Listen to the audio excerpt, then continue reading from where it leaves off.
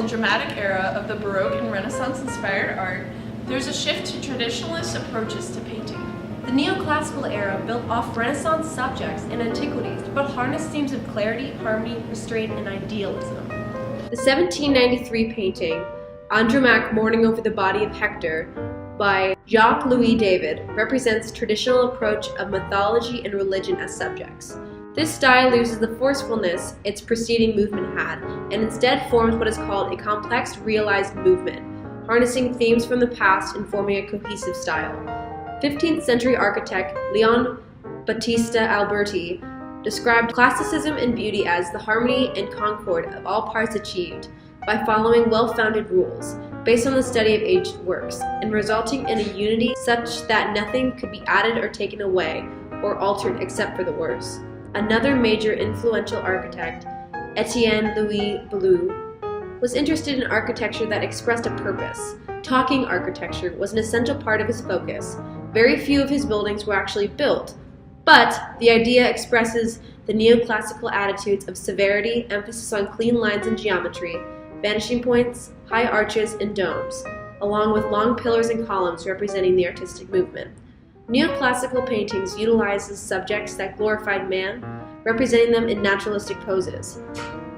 Examples of these are the Oath of Herati, the Death of Socrates, and the Grande Odalisque. During the 18th century, neoclassical art was challenged by the desire for the sublime. More romantic traits in art were favored, representing suggestive illusions and romantic fantasies, instead of the clarity and dignity that the neoclassicism represented. The Romantic era arose from the end of the Classical era and is seen as a rejection of order, clarity, and enlightenment. It instead emphasized the individual, emotions, and imagination.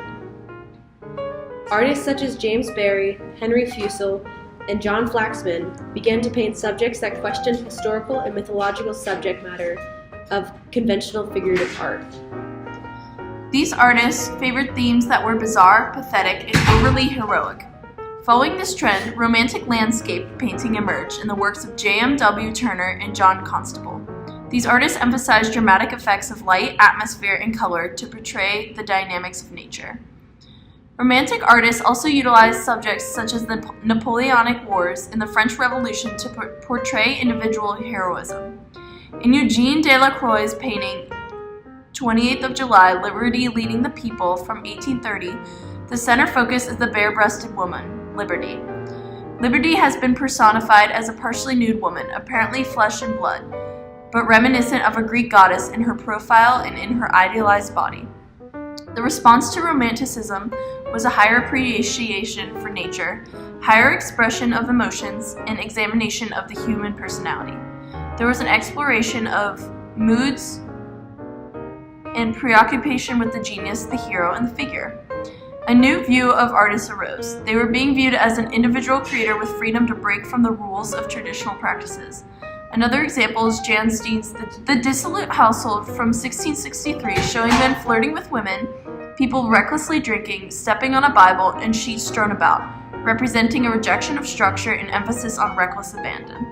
In a similar way, take a look at Van Gogh's Potato Eaters from 1885. It shows the sincere, humble meals of a working labor-class family. Another characteristic of this era was the abandonment of portraying images accurately. In Paul Cézanne's 1895 The Basket of Apples, the still life purposely implicates inaccurate perspective and imagery. Lastly, take a look at Gustave Courbet's 1866 painting of a woman with parrot.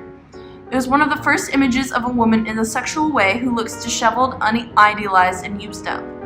As it was a controversial painting, it also characterized this era as a time of questioning the status quo and emphasizing the realistic portrayal of human experience.